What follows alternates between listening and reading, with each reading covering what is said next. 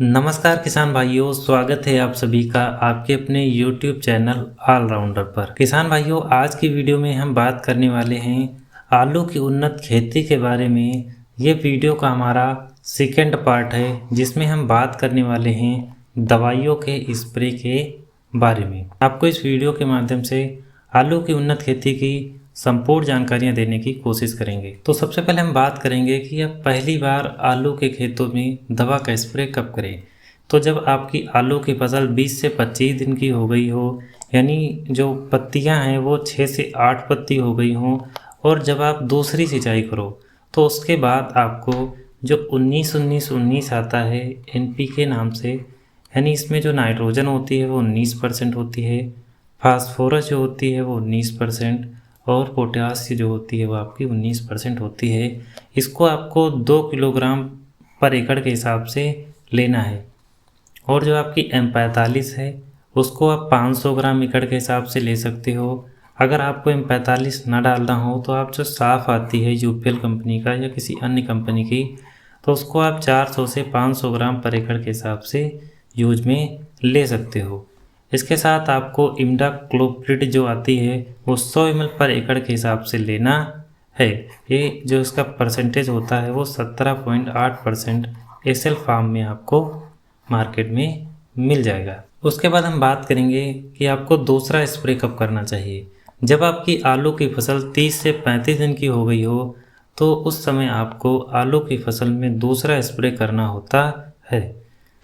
इसमें आप जो है M45 500 ग्राम पर एकड़ के हिसाब से ले सकते हो, और जो आपका कार्बेंडाजिम है वो 250 ग्राम पर एकड़ के हिसाब से आपको लेना है। इसके साथ आप किसी PGR को मिला सकते हो, जैसे आप एम्बिशन है, ये बायर कंपनी का आता है, मैक्सील्ड है, ये धानुका कंपनी का आता है, या जीवरस है। इन तीनों में से किसी एक का 500 ml पर एकड़ के हिसाब से आप इसका इस्तेमाल कर सकते हो। किसान भाइयों, उसके बाद हम बात करने वाले हैं आलू के खेतों में जो सबसे ज़्यादा देखने को मिलती हैं दो बीमारियां, एक अगेती झुलसा यानी अर्ली ब्लाइट, और आपकी लेट ब्लाइट यानी पछेती झुलसा। अगेती झुलसा की अगर बात करें तो इसका जो कवक है वो है अल्टरनेरिया सोलानी। किसान भाइयों, अगर अगेती झुलसा की पहचान कैसे करें उसके बारे में आपको बताएंगे कि अगेती झुलसा में जो पत्तियां होती हैं आप देख सकते हो यहाँ पर बीच में से झुलसती हैं, और छोटे छोटे दूर दूर पर आपको कोड़ी आकार या गोल आकार या चकत्तों के रूप में आपको धब्बे देखने को मिलते हैं, और ये धब्बे धीरे धीरे तेज़ी से बढ़ने लगते हैं। कभी कभी ये तिकोने आकार भी हो जाते हैं, जैसे आप देख सकते हो यहाँ पर, और कभी कभी ये अंडाकार होते हैं। आकार के बढ़ने के साथ साथ इन धब्बों का रंग भी धीरे धीरे भूरा या काला होने लगता है। रोग का ज़बरदस्त प्रकोप होने पर जो पत्तियां होती हैं वो धीरे धीरे ज़मीन पर सूख कर गिर जाती हैं।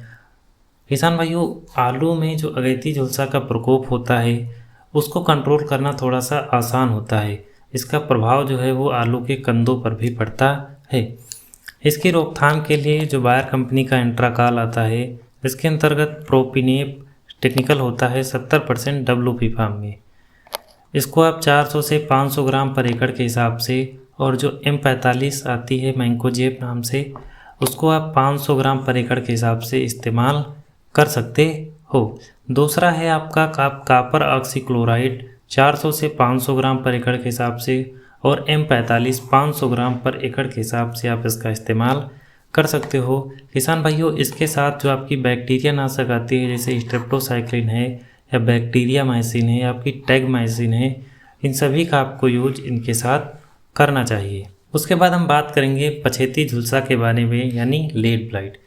किसान भाइयों, अगर हम पछेती झुलसा की बात करें तो आलू में जो सबसे ज़्यादा घातक होता है वो आपकी होती है पछेती झुलसा। जब आपका जो मौसम है उसमें आर्द्र नमी हो और वातावरण जो है वो थोड़ा सा आर्द्र हो, तो ऐसी स्थिति में आपको पछेती झुलसा का प्रकोप जो है वो देखने को मिलता है। आलू में पछेती अंगमारी जो है वो काफ़ी विनाशकारी होती है। इसका प्रभाव जो है वो पत्तियों, शाखाओं और कंदों पर पड़ता है।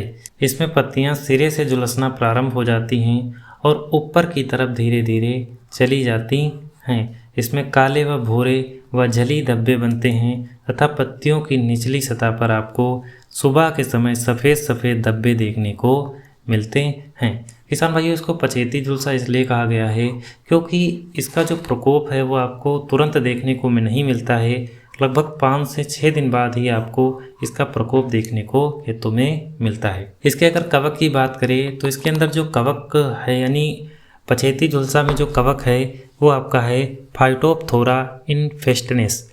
इसकी रोकथाम की अगर बात करें तो इसकी रोकथाम आप बहुत सारी दवाइयों से कर सकते हो। सारी की सारी दवाइयों के बारे में आपको बताने की कोशिश करेंगे। तो जो हमारी सबसे पहली दवाई है वो है आपकी इन्फिनिटो। ये बायर कंपनी का आती है। इसके अंतर्गत आपको जो टेक्निकल देखने को मिलता है वो है fluopicolide 5.56% WW plus propamocarb hydrochloride 5.6% WW SC form में आपको मार्केट में देखने को मिलता है। इसके अगर डोज की बात करें तो 350 ग्राम से 450 ml पर एकड़ के हिसाब से आप इसका इस्तेमाल कर सकते हो। दूसरी दवा की बात करें तो दूसरी जो दवा है वो है आपकी एक्रोबेट। एक्रोबेट जो है वो बासप कंपनी की आती है। इसके अंदर जो आपको टेक्निकल देखने को मिलता है वो है डाईमेथोमार्ब 50% WP फार्म में आपको मार्केट में देखने को मिलता है। इसके अगर डोज की बात करें तो 200 ग्राम पर एकड़ के हिसाब से आप इसका इस्तेमाल कर सकते हो। इसके साथ किसान भाइयों M45 आप ज़रूर लगाइए 500 ग्राम पर एकड़ के हिसाब से। तीसरी दवा की बात करें तो जो तीसरी दवा है वो है आपकी करजेट। के बारे में हमने डिटेल से वीडियो बना दिया है। इसके अंदर जो आपको टेक्निकल देखने को मिलते हैं वो है साइमोक्सानिल 8% और मैनकोजेब 64% WP फार्म में आपको मार्केट में देखने को मिलता है। किसान भाइयों, अगर आपने खेतों में पछेती झुलसा का ज़्यादा प्रकोप है तो आप इसके साथ कॉपर ऑक्सीक्लोराइड 400 ग्राम पर एकड़ के हिसाब से और स्ट्रेप्टोसाइक्लिन जो आती है उसको आप 2 ग्राम पर पंप के हिसाब से इस्तेमाल करें। आपको बेहतर रिजल्ट देखने को मिलते हैं। चौथी दवा की अगर हम बात करें तो ये सस्ती भी है और अच्छी भी है।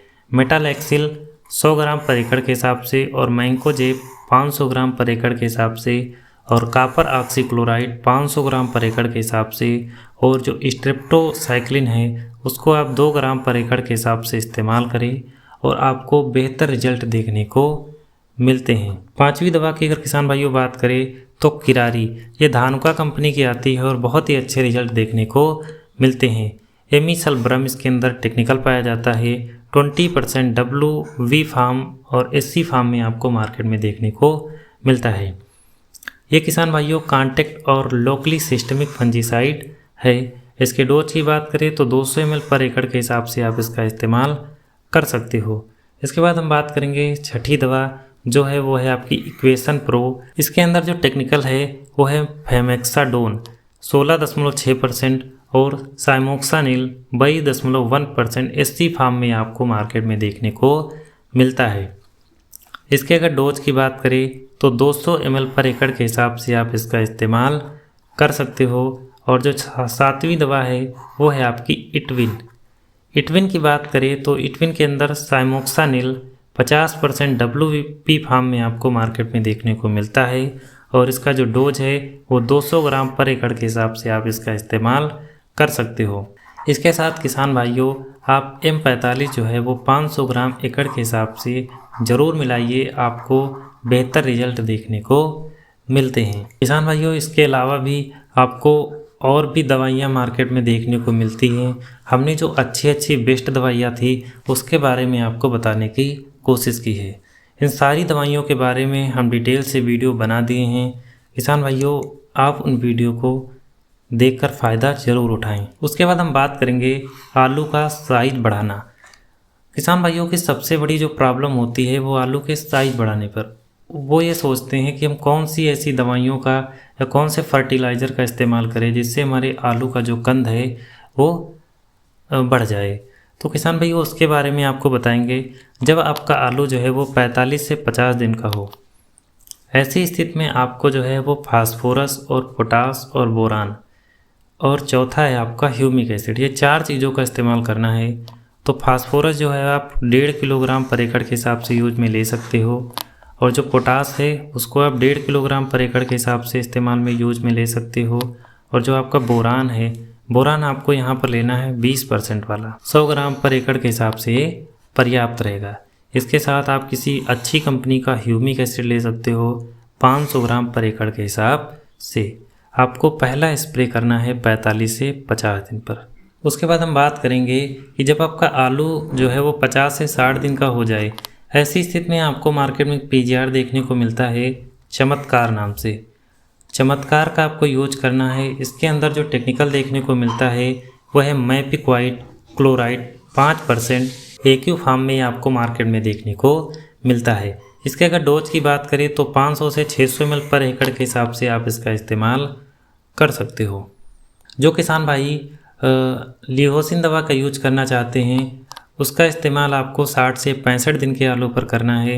यानी जब आपकी फसल 60 से 65 दिन की हो गई हो, ऐसी स्थिति में आप लिहोसिन दवा का इस्तेमाल कर सकते हो। किसान भाइयों, बहुत ही अच्छी दवा है बासफ कंपनी की। लिहोसिन की बात करें तो इसके अंतर्गत आपको जो टेक्निकल देखने को मिलता है वो है क्लोरमेक्वाट क्लोराइड 50% एसएल फार्म में आपको मार्केट में देखने को मिलता है। किसान भाइयों, अगर इसके डोज की बात करें तो 250 से 300 ml पर एकड़ के हिसाब से आप इसका इस्तेमाल कर सकते हो।